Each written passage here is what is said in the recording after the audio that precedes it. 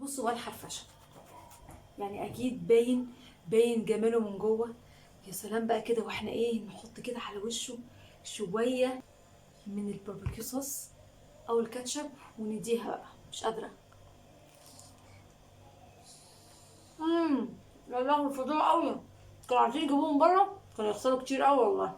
السلام عليكم، يا رب تكونوا بخير. النهارده طلب مني واتعمل عليا كده رباطيه، عايزين اكل كريب. قلت لهم لا، كريب من بره وانا موجوده. قمت بسرعه وقلت لازم اعمل احلى كريب. يلا بينا النهارده هنعمل الكريب، وكمان بالستريبس، واحلى طريقه ليه واسهل طريقه بتكات، ووصفه ممتازه جدا ومميزه قوي.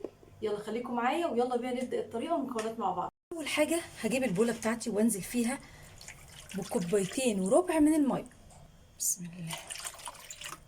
تقدري عادي خالص لو ما عندكيش الكوب المعياري تنفذي بالكوبايه المج اللي بتشربي فيه الشاي عادي خالص.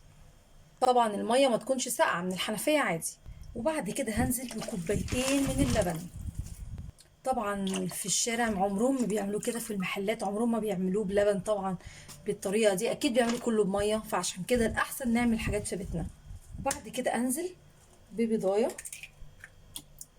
امشوا على التكات دي مظبوط، هتعملوا احلى من بره. طبعا نزلنا بالبيضه، ننزل وراها على طول بالملح والفلفل الاسود.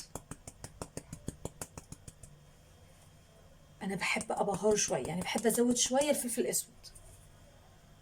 بيتحدوني ان هم ده هيبقى احلى من بره ان شاء الله، وهتشوفوا بنفسكم.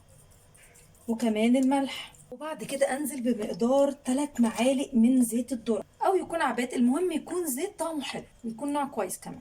وابدا اخلط كل ده كويس جدا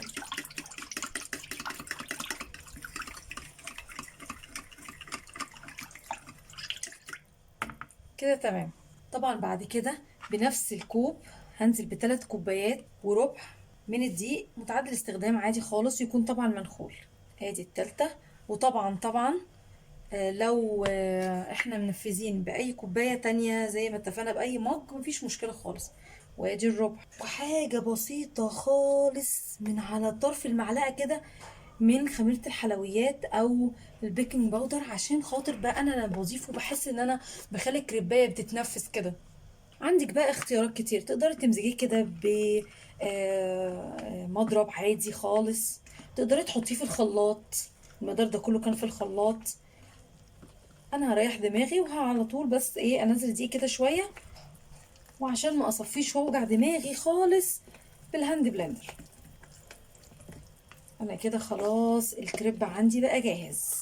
همزجه بس كويس قوي، وهيشوف هيبقى عندي عامل ازاي بعد كده.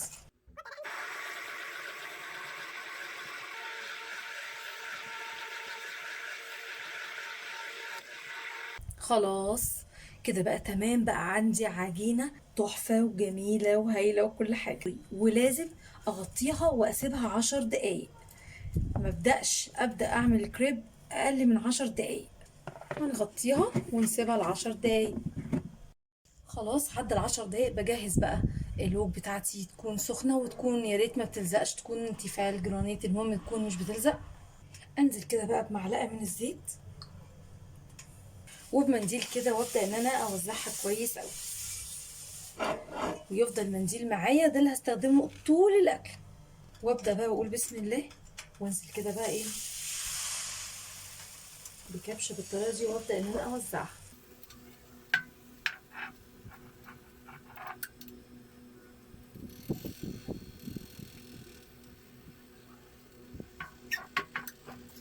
بالشكل ده ابدا بقى لما احس ان هي بدات تستوي من تحت. بصوا الشكل، اللون بيتغير ازاي، ما شاء الله. بدأت فيه فقاعات اهي، تبدأ تعرفوا انها كده العجينة ناجحة جدا. اهم حاجة تكون على نار متوسطة، ما تكونش نار عالية. اهي بدأت تفصل معايا، هبدأ بقى ان انا بكل سهولة اهي. بسم الله، ما شاء الله. كريباية ما حصلتش كده. خلاص الكريباية عندي بقت جاهزة جدا. فور خروجها اروح شايلاها، احطها في طبق واغطيها على طول بفوطة. بصوا جمال العجينة، بصوا الجمال، بصوا عاملة ازاي.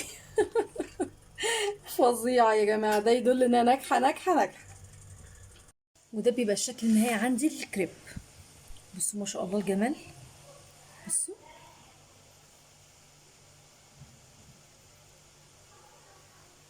حاجة كده فاخر من الآخر.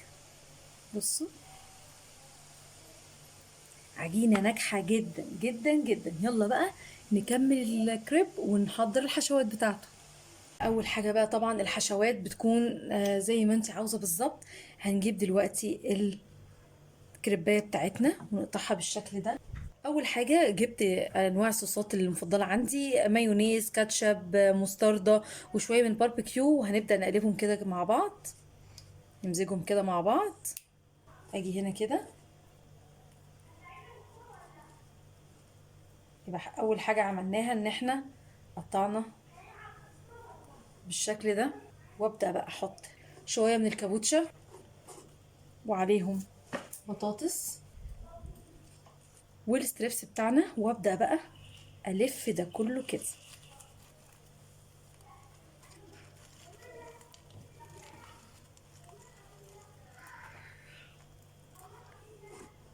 وبتبقى بالشكل ده، وطبعا على الجريل على طول، او على نفس الوok اللي احنا لسه عاملين عليها الكريب. بعد كده اجيب الجريل او اجيب الوok وانزل عليها برشه من الزيت كده، ونزلت بالشكل ده، واخليهم بقى ياخدوا الوش الجميل الكريسبي المقرمش الفظيع، ونقلب على طول. بصوا الشكل عامل ازاي. وهنا بقى بعد ما خلصنا، بصوا الشكل بقى عامل ازاي.